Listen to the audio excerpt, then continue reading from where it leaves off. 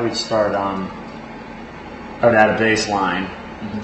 So typically I go to an analog synth like the 2600 or the Juno 106 or something to add a bass line to this, and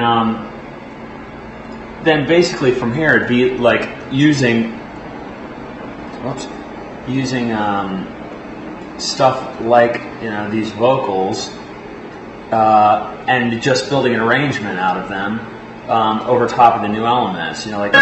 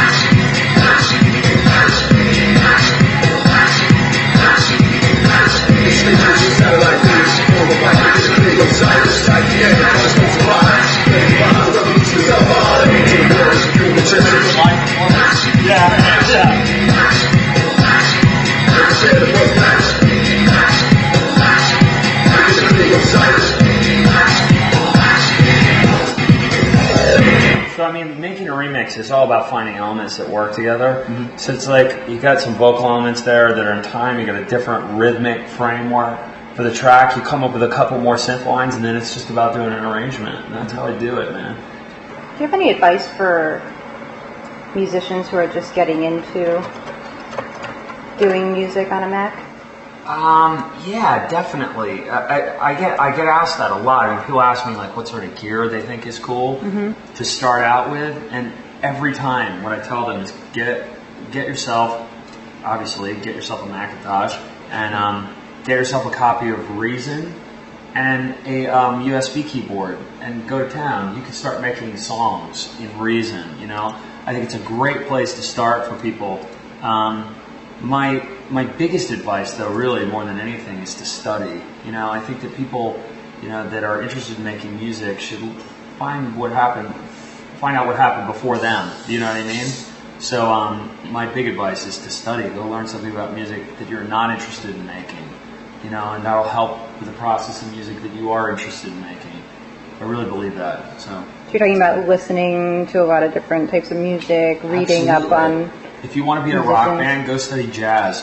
It'll help your writing. It just will, If you want to be a classical musician, learn something about some of the 20th century guys like John Cage. It'll influence, what you end up liking and playing. It's just good, to seek out things outside of the sphere of what it might be that you're interested in doing. It teaches you more about your craft, I think. Do you believe anyone can make music on a Mac?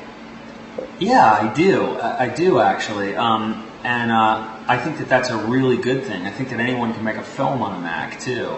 And I think that keeps everyone that's professionals on their toes. And I think it also instantiates new techniques that people that are treating these sort of tools with, kind of reverence won't come up with, people that are, someone that's 15 in their bedroom messing around with a Mac and a digital video camera like what you guys have got are going to probably come up with something like a million times more interesting than anything that, any traditional filmmaker, would come up with. And I think we're going to start seeing the proliferation of a lot more things like that over the next couple of years. And I think that's so exciting, I think that's really cool.